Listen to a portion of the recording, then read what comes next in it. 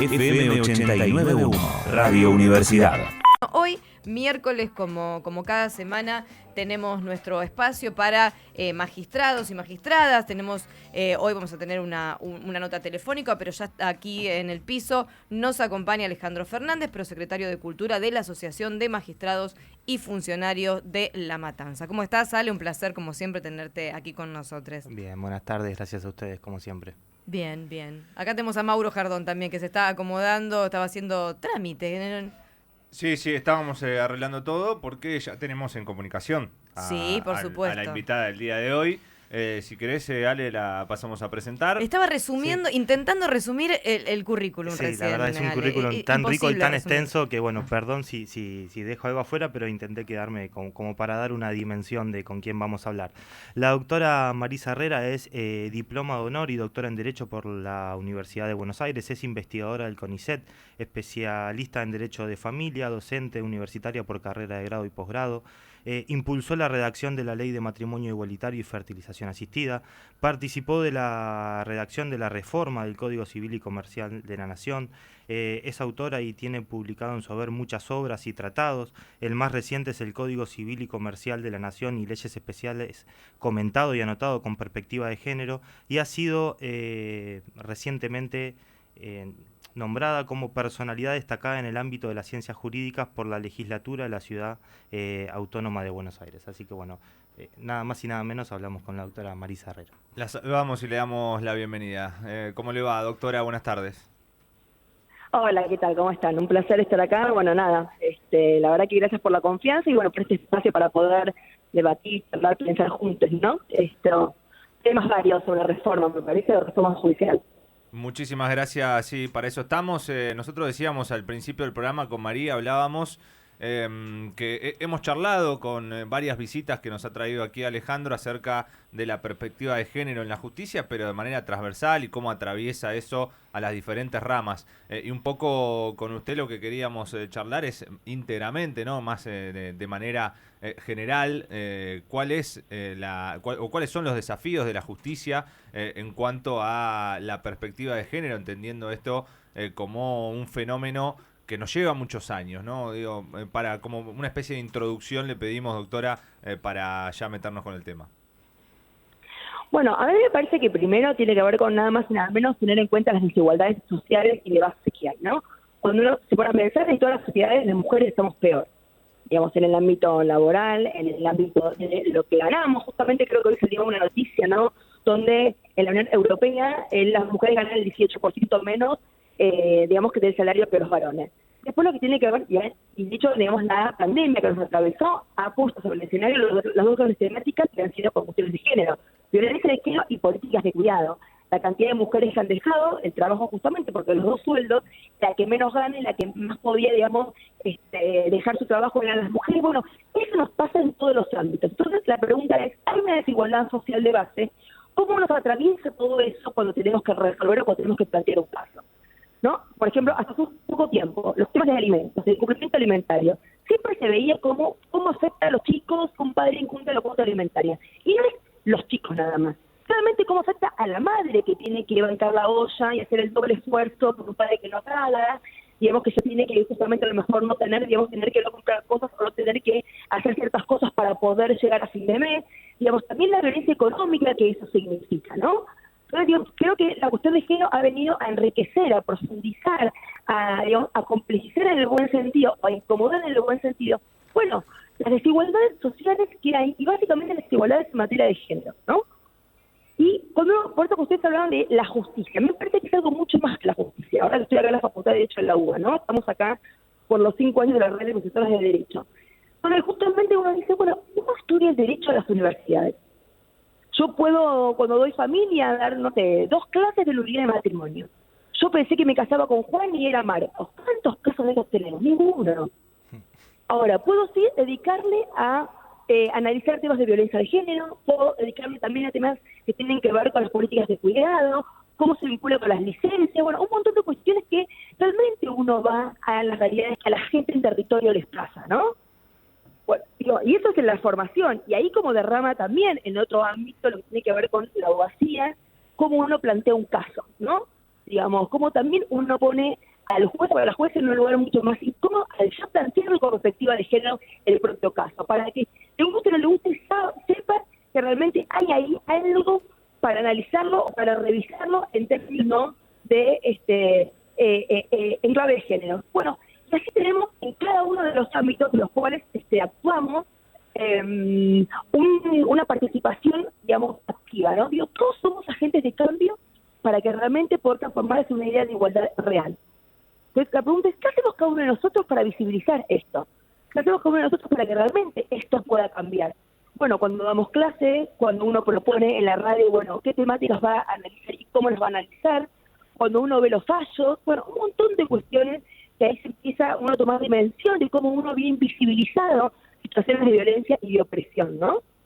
¿Qué tal? Marisa María te saluda, buenas tardes. Acá hemos, está bueno esto que vos decías, porque no solamente cuando hablamos de justicia hablamos de reparación de los daños, sino también de prevención de los daños. Acá lo mismo cuando, esto es la perspectiva también, ¿no? Observar también las situaciones y prevenir también. Acá con Alejandro hemos hablado en muchos casos también de prevención del daño y pienso, ¿no? En el rol de los medios de comunicación, en esto de colaborar, ¿no? Con este intento de erradicar la violencia contra las mujeres, ¿no? La violencia simbólica es tremenda, ¿no? Los micromachismos que se producen de manera continua en los medios de comunicación, ya que vos mencionabas cómo plantear una nota o algo a través de un medio de comunicación, ¿no? Y a veces hablamos de una justicia patriarcal, ¿no? Ya cuando es el ejercicio de administrar la justicia y parece que no funciona, nos da esta sensación de que tenemos la ley sobre prevención y erradicación de la violencia contra las mujeres, tenemos un montón de leyes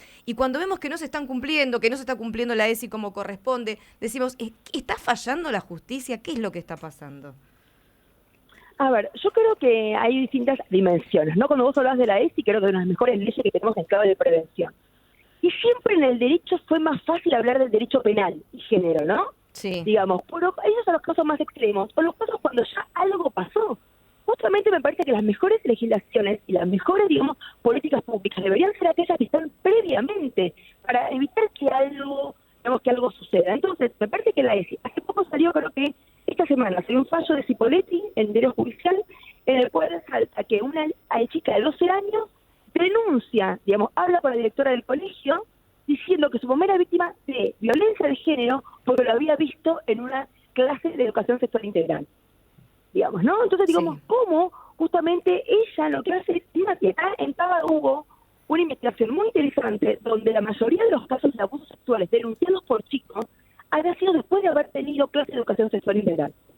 Porque ahí supieron sus derechos y sabían que eso está ahí, digamos que eso es cabal, que alguien toque tu cuerpo, que justo tu cuerpo es tu cuerpo, somos quien decide quién te lo... Sí, bueno, digo, ¿por qué justamente esas leyes, si son leyes que uno cree que no tienen que ver con la justicia, y en realidad tiene que ver con la justicia? ¿Por qué la idea de justicia en el sentido de prevención? En el sentido, por eso, digamos, nuestra ley de violencia de género es tan interesante, porque habla de violencia simbólica, habla justamente, digamos, de lo que tiene que ver con digamos, con todo el tema de, como decías, de los medios de comunicación, digamos, cómo se comunican incluso también situaciones de violencia, e incluso cómo uno visibiliza este tipo de conflictivas, ¿no? Digamos, sí. Porque la invisibilización también es una forma de violencia, obviamente.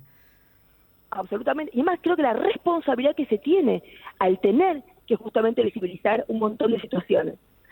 Digamos, recién ahora se habla de alimentos, recién ahora se habla de justicia y género. O sea, o de reforma judicial feminista, que se viene a instalar justamente, digamos, desde un carril de femicidio que sucedió en Rojas. ¿Por qué tiene que recién ahora, cuando en realidad este cruce era un cruce que, digamos, que venía siendo, digamos, debatido en la academia hace mucho? Porque pareciera que lo que la academia hace está como allá arriba, ¿no? Sí. Y me parece que también ahí hay una responsabilidad los docentes de tener que bajar, porque en definitiva los que hacemos academia para que la gente viva mejor. Para hacer una transformación también, digamos, ¿no? Obviamente. Real, para una transformación real, para que esto le llegue a la gente, para que realmente esto sea, digamos, tenga que ver con lo territorial, tenga que ver con lo que realmente a la gente le importa. Por eso, cuando antes de ayer estábamos en San Nicolás presentando este informe sobre el cumplimiento alimentario que hizo la provincia de Buenos Aires, es la primera vez que el Estado provincial se interesa por saber qué le pasa a la gente de carne y hueso, por entrevistar a la gente. Y ahí vos dimensión, que muchas personas no saben que tienen derecho a poder pedir una cuota alimentaria. No saben a dónde ir a pedir una cuota alimentaria.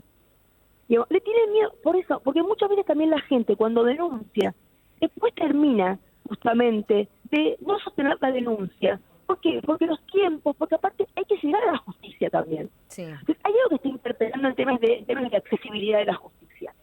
Si vos tenés denuncias por violencia y la gente termina desistiendo, ahí hay algo que no logramos poder encauzar bien, o hay algo del sistema que te expulsa. Digamos, ¿no? Digamos, y eso creo que nos debe interpelar de manera profunda, de por qué el sistema no contiene, por qué el sistema no abraza, sino que el sistema termina siendo parte de una opresión, porque además el Poder Judicial es el garante último de los derechos humanos de las personas. Totalmente, muchos de los reclamos que se hacen habitualmente, ¿no? Que se esperan de un poder ejecutivo, por ejemplo, porque es a quien el pueblo le reclama, porque es al que el pueblo votó, tiene que ver con la necesidad de leyes. Por ejemplo, este reclamo que existe, no sabemos si va a terminar saliendo el Sistema Nacional de Cuidados, que viene de haberse puesto en evidencia qué es lo que sucede con el trabajo no remunerado, ¿no? Que en su mayoría, por supuesto, recae sobre las mujeres. Está bien, lo que pasa es que también en algún punto me parece que esto viene a dimensionar. Si vos tienes una ley de cuidados y colocas a los cuidados en el centro de la agenda pública, que está muy bien, la pregunta es, ¿qué magistrados y magistradas están preparados para poder, digamos, ser coherentes con esa mirada? Claro. Porque en general los magistrados y magistradas que tenemos están formadas en una mirada muy clásica, primero adversarial, esto de que hay buenos y malos, el que gana y el que pierde, digamos. Después también en una mirada absolutamente patriarcal. ¿Cuántos jueces y juezas ponen primero en su escritorio, por decirlo así, hoy sería la bandija de entrada, ¿no? Porque hoy estamos digitalizados. Aquellos casos, no son todos los casos lo mismo. No es lo mismo ir a reclamar el régimen patrimonial en un tema de familia que ir a reclamar un tema de violencia. Digo, también, digamos, las urgencias son diferentes. Y también digo esto de vos citas a alguien y la persona está esperando en tribunales 2 horas y media para que lo atiendan.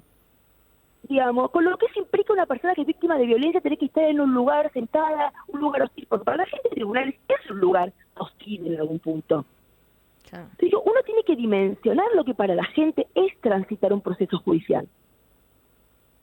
Y ni habló cuando van con chicos, que van con sus hijos, que se empiezan a poner los chicos mal, porque van a empezar a correr por el pasillo, porque son 2 horas y pico. Bueno, digo, hay que tener como una mirada, una sensibilidad distinta en las problemáticas que realmente aquejan a la gente, y en especial a las más vulnerables, ¿no?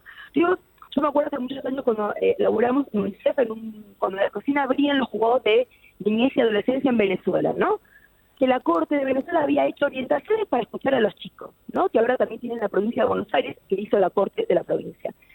Una de las primeras orientaciones era, cuando vos tenés que escuchar a un chico o una chica, nunca estar de traje y corbata. Algo tan tonto y tan obvio como eso. Porque escuchar a un chico con traje y corbata ya te aísla, ya te hace tener una distancia con el chico. Claro. Y vos me decís, y eso hace falta, gran presupuesto, grandes ideas, es sentido común. Sí, es que realmente... Es romper con el androcentrismo, con el adultocentrismo, y bueno, y con todo lo que marca nuestra sociedad, ¿no? A ver, vamos a hacer una justicia mejor cuando la justicia se parezca a nuestro pueblo.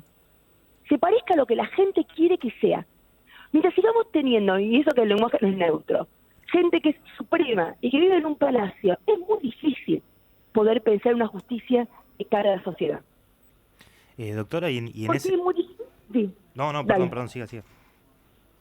No, digo, a mí me parece que hay por eso, cuando hablamos del Consejo de la Magistratura, nos debe interesar, nos debe importar muchísimo, porque el sistema juez y vitalicio como el nuestro, hasta los 75 años, que vos, y encima no rinden cuentas, porque los jueces y las juezas no rinden cuentas, bueno, el sistema tiene que ser mucho más exigente a quienes pongo como jueces y juezas.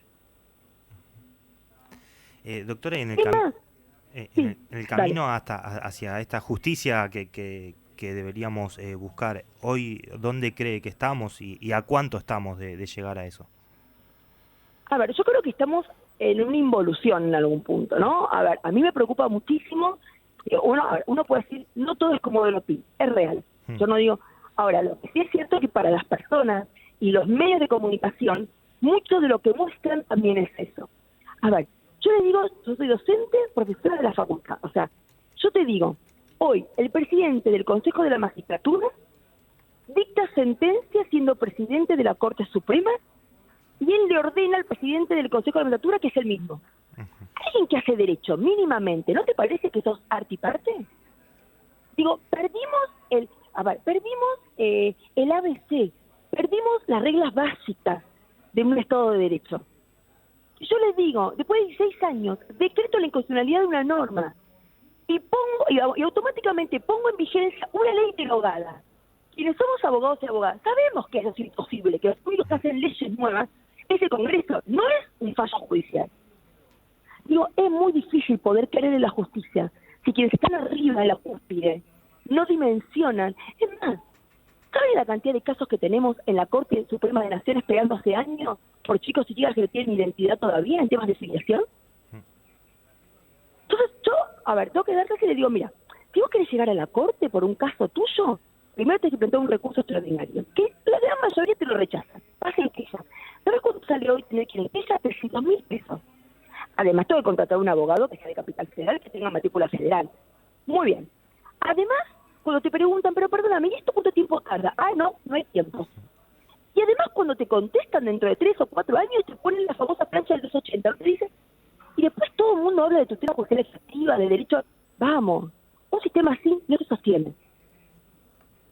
Entonces, tenemos que animarnos a dar un debate serio, profundo.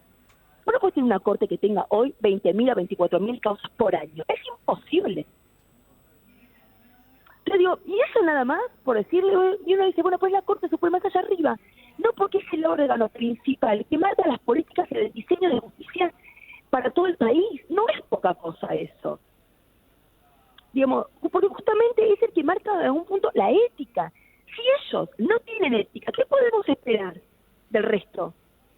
Por eso, la semana pasada, en el Consejo de la Magistratura, se había iniciado un proceso contra 2 jueces totalmente machirulos, patriarcales, Reci y Anzoátegui, que dictaron una sentencia horrible, una pobre chica, una niña de 12 años, abusada, en un tema, poniéndole fotos de lo que era un feto, de lo que sabía, lo que ella había hecho, todo terrible, digamos, en un caso que era un aborto claramente legal, en su momento todo, y esa persona se le cerró el proceso. Si no hay límites de nada y todo vale, ¿cómo le puede decir a la gente que cree en la justicia? Doctora, usted que justamente, está dando también cursos para capacitación de Poder Judicial por la ley Micaela, ¿cómo ve la recepción que hay cuando da esas charlas, esos cursos? A ver, yo creo que, de hecho yo formé parte del equipo que redactó la ley Micaela. La ley Micaela es buena, es fácil de técnica legislativa, ¿no? Al lado del Código Civil, que es mucho más complejo, la ley es fácil. Cuando fue el debate, muchos dijeron, bueno, la obligatoriedad dejémosla a un costado. No, la obligatoriedad es central, porque muchos y muchas no se hubieran nunca acercado a esta mirada si no fuera obligatorio, seamos realistas, digamos, ¿no? Y además implica que la ley pone al Estado como garante justamente de sus compromisos asumidos en materia de igualdad de género, por lo cual habla de la obligatoriedad. Muy bien, eso está bien. Ahora, en la práctica, la pregunta es, ¿con qué calidad? ¿Con qué contenido? ¿Con qué temática? Yo te puedo pasar un PowerPoint con el artículo de cada uno, artículo 1, artículo 2, artículo 3, y directamente, y en eso vos sabés que ahí realmente no hay una revisión crítica profunda que nos interpele. Digamos, ¿qué textos se leen? Se lee a Judith Butler, se lee a las grandes feministas, se leen casos que realmente te vengan a interpelar. Te digo, también ahí el contenido es importante, ¿no? Porque pareciera que muchos lo hacen, bueno, es obligatorio, bueno, dale, pongan el Zoom un ratito, dejo la cámara apagada, me tomo mate, cada tanto algo de refilón escucho. Te digo, seguimos haciendo como sí. Sí, una ley que quizás, una capacitación que sirve quizás para quienes están dispuestos a recibirla, ¿no? Pero después hay muchas resistencias que dicen, bueno, lo hago porque es obligatorio. Hay incluso en algunos espacios donde se han pasado las respuestas como para cumplir con esa ley y no hay una transformación, no hay una deconstrucción, no hay un cambio, ¿no? Porque hay un prejuicio previo sobre, entre comillas, la ideología de género, ¿no? Tal cual, y es más, la primera pregunta yo te hago es, ¿cuál de los 3 cabezas de poder del Estado no cumplió con la ley Micaela? ¿Cuál de los 3 poderes? Es una gran pregunta. ¿Tenemos la respuesta? Sí, la Corte Suprema. De los 3 poderes, Mira. cabeza de poder, los 3. ¿Pero por qué? Porque ellos, ¿cómo se van a capacitar contra Barranco? ¿Cómo se van a capacitar con la ministra de Género? Ellos se capacitan solamente con su oficina de la mujer, esta mirada endogámica también, ¿no? Creo que no hay nada más rico que justamente de una mirada exonómica, porque es lo que te permite ir a otros estados, digamos, a tener vínculo con los otros poderes en algún punto. Digo, sos tan supremo que incluso te das el lujo de no hacer la corporación como te indica la ley Micaela. Claro, no hay una desvinculación completa de la realidad en líneas generales, ¿no? Pero bueno, pero a ver, el tema es, seguimos sosteniendo eso. Sí. Porque realmente, a ver, si un alumno, digamos, tiene una obligación y no la cumple, vos no lo aprobás, vos lo bochás, vos no, digamos, ¿no? Y si la propia corte no cumple, ¿qué puedes esperar de este compromiso real con la igualdad de género? Es mucho más para el afuera, mucho más para la foto, mucho más que un convencimiento real que nos hace la calidad democrática. Tener jueces y juezas, tener abogados y abogadas, tener alumnos que realmente desde las facultades tengan un compromiso real con los derechos humanos. Y eso implica, claramente, con el enfoque de género, porque forma parte de los derechos humanos. Doctora, Yo digo, a mí me parece... No, Dale. perdón. No, le Dale. iba a consultar No, justamente en sus clases, ¿cómo ve la recepción? O sea, seguramente hay gente de todas las edades, pero por ahí en la gente más joven es mayor la recepción o también hay que luchar con algunas barreras. A ver, yo te voy a ser sincera. Hoy en día con el internet, con las redes, en general los alumnos que se inscriben ya saben más o menos uno qué orientación tiene. Claro. Entonces, en general, digamos, o sea, no te voy a mentir en esto, ¿no? Digamos como que en general yo veo que son todos, en general me tocan sumamente open mind. Es más, encima te corren por izquierda de buen sentido, ¿no? Sí. Que siempre es como más alta, ¿no? Como que te preguntan esa pregunta ácida, que te hacen quedar como si uno fuera, que está buenísimo, porque también, digamos, te genera toda una cosa en el aula muy buena. Pero en general no, digamos, no me suelo tocar con, no sé, una persona evangélica, digo, por decirlo de una manera, ¿entendés? Que tiene una formación donde realmente... Porque ya ellos mismos, si no se ponen en un lugar muy incómodo, tengo que decir, ¿es bueno o es malo? No sé. Es lo que veo, digamos. No sé si es bueno o es malo. Claro. Yo creo que en realidad lo que uno tiene que empezar a permear es poder comunicar y poder, digamos, que justamente en este mundo entramos todos en temas de derechos de ejemplar. Aquellos que son, digamos, tradicionales, que no se quieren divorciar, está buenísimo, y están contenidos también en la ley, ¿eh? Uh-huh. Justamente lo que hacemos es ampliar derechos para aquellos que realmente, digamos, no se sienten identificados con, digamos, con los géneros tradicionales, hombre-mujer, que realmente son no binarios, que a ellos también tengo que darles una respuesta como sociedad.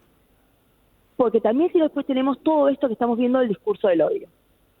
Y el discurso del odio siempre se come, digamos, siempre va contra quienes, contra los que son, entre comillas, diferentes o anormales. Y la pregunta es, nosotros venimos a poner en crisis quién es normal y quién es anormal. Entonces, digamos, bueno, todo eso también forma parte de una interpelación profunda. Me pasado en un trabajo muy interesante que se hizo en el Observatorio de Género del Poder Judicial de Cava. Entrevistaron a personas trans que habían tenido un vínculo con la justicia. Y cuando le preguntan, bueno, ¿cómo se sintieron? Y dicen, tiene una formación de violencia tan heterosexual que no entienden nunca mi realidad. Porque las personas trans vienen con una violencia social mucho más profunda que las personas víctimas de violencia en términos heterosexuales.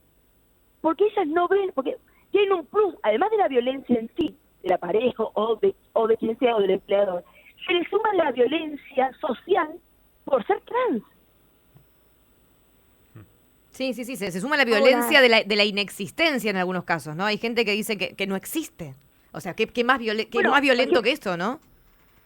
Y ellos mismos decían, ¿no? O ellas mismas decían, a ver, si ellos nos ven como personas que nos disfrazamos, ¿cómo podés entender su historia de vida? Totalmente. Si vos crees que yo me disfrazo, claro. o sea, no entendiste Que nada. como identidad no Lo que existo. Si crees que no existo, ¿desde dónde partimos, Peor. no? Claro. Pero no es que no existís, sino que encima te disfrazas, Sí. sino que encima mentís, sino que encima no sos lo que decís que sos.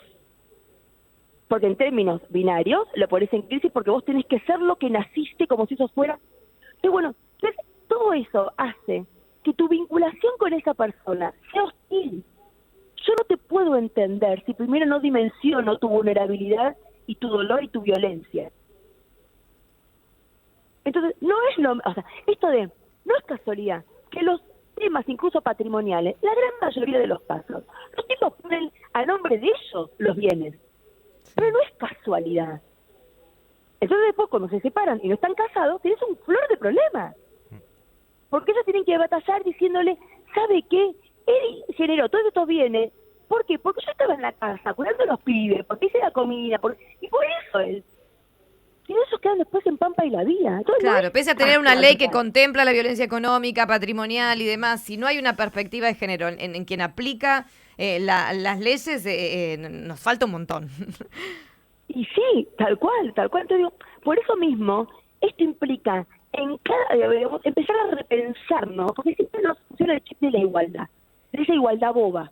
Somos iguales ante la ley, somos iguales, pero en la práctica no somos iguales, no todos tenemos las mismas herramientas para poder.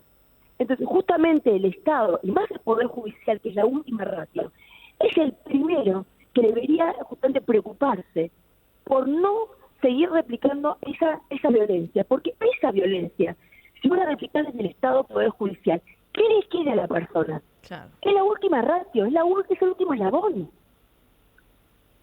Entonces, es más, por eso muchos consideran, y está muy bien, que si una justicia, su perspectiva de un poder judicial, su perspectiva de género, es el agravamiento de la violencia de género, es una violencia institucional. Porque quien debería estar preparado para cortar la violencia termina por sus propios estereotipos, sus propios prejuicios, consolidando esa violencia. Entonces, ahí también los vas poniendo en un lugar más incómodo en el buen sentido, porque los haces responsables de esto que ellos... Por eso digamos que la propia Corte Interamericana tiene los últimos casos muy interesantes, cuando empieza a hablar, la imparcialidad se viola cuando sos prejuicioso. Claro. Porque justamente no tener perspectiva de género es hacerte imparcial. Sí, y quienes son detractores de la perspectiva de género dicen lo contrario, ¿no? Que genera una parcialidad. Es ridículo pensarlo de esa manera, pero bueno, te encontrás con gente que lo sostiene. Sí, o que a veces incluso, que por ejemplo me ha pasado a mí, que por estar acá junto a María y compartir mucho y demás, uno que piensa a veces que desde el sentido común, por no estar tan contaminado con alguna cuestión del machismo, del patriarcado, que el sentido común puede... llegar a entender o saber de alguna situación, y cuando realmente haces, ahora que nos está tocando a nosotros aquí en la universidad pasar por el curso, te das cuenta que no sabes todo, que de hecho hay Que nos muchas falta cosas mucho, que te claro. faltan un montón, claro. Entonces, Bueno, ahí está la información, la prevención. Yo No, doy pero género acá en la carrera de periodismo y un alumno me terminó diciendo, yo pensé que no era machista y me di cuenta que Claro. era machista por ignorancia y me pareció una frase tremenda. es que el ¿no? sentido común se ha construido en base a eso, entonces a no ahí saber, ahí claro. está la cuestión. Queda claro. Bueno, lo último Mira, de yo acá digo de- una cosa. sí. No, digamos, esto de los micromachismos que uno a lo mejor, digamos que no se da cuenta, porque también vive en sociedades, y aparte también uno fue educado en sociedades que siguen siendo desiguales, ¿no? Digo, tampoco uno nació sabiendo todo, ni mucho menos. Yo me acuerdo, bueno, mi hijo más chico va al Nacional de Buenos Aires, primera reunión de padres, yo estaba de viaje, para ver, porque yo viajo bastante. Bueno, va el padre, ¿no? Muy bien. Una madre me escribe y me dice, che, qué buen padre. Yo le Claro. contesto, ¿se piden yo me da lo mismo? Sí, Y son ojo que te héroes. digo que no es el colegio, a ver, y no es que te digo, digamos, que es un colegio religioso, Nuestra Señora del Sí, Pilar. sí, No, sí, es el sí. Nacional de Buenos Aires, ¿eh? Sí, Que sí, supuestamente uno cree que es un colegio progresista, que estamos padres que más o menos tenemos una mirada deconstruida. Y sin embargo ella creía que mira qué buen padre. Y yo digo, ¿qué me digo yo? Nadie me dice qué buena madre, ¿eh? Claro, no, eso heroico del padre que haciendo de padre lo que tiene que hacer es un héroe, claro. Claro, ¿entendés? Sí. él Sí, no es que ningún además se héroe, llama ¿no? reunión de padres. Y además se Siempre, llama reunión de claro. padres, sí. Que las notas están dirigidas a los padres cuando hay que pagar, cuando hay que ir, cuando hay que informar, pero cuando hay que revisar las cabezas para ver si hay piojo, las notas están dirigidas a la mamá. No, y una cosa, yo creo que es una obligación de las mujeres feministas, o sea, de las mujeres en general, poner a los padres Sí. en el WhatsApp, en el grupo de WhatsApp. Flaco, fíjate cómo me están torturando los 24 porque vos también dimensiona eso. Sí, totalmente. ¿Entendés? Porque si no seguimos creyendo que las cuestiones de cuidado son nuestras. Y una cosa, nosotros vivimos todo con culpa. Sí. Yo estoy Sí. convencida, cuando me dieron ese premio, o el reconocimiento que ustedes dijeron recién, hace un rato, yo ahí decía, la culpa que tengo con mis hijos, de las plazas que no estuve. Yo estoy convencida de que me han dado un reconocimiento a mi marido. Él jamás hubiera dicho eso. Doctora, muchísimas gracias por haber estado con nosotros, hemos aprendido mucho y obviamente es un largo camino el que queda, no solamente en la justicia, sino también en la sociedad, entender de qué se trata justamente esta perspectiva de género y tratar de ser un poco mejores, ¿no? En ese camino estamos. Le agradecemos y... Tal cual, yo creo que, como siempre decimos, si no empezamos nunca llegamos. Yo creo que hay una obligación de cada uno de nosotros tener que poner estos debates y hacerlos públicos, ¿no? Porque en definitiva creo que así vamos construyendo una sociedad mejor. Muchísimas gracias, un saludo grande. Beso enorme. Chau, chau, suerte. Gracias. La doctora Marisa Herrera, doctora en Derecho de la UBA, investigadora del CONICET, profesora, bueno, entre tantas otras cosas que nos ha mencionado aquí Alejandro. Desde la Universidad Nacional de La Matanza, Radio Universidad FM 89.1. Siempre cerca.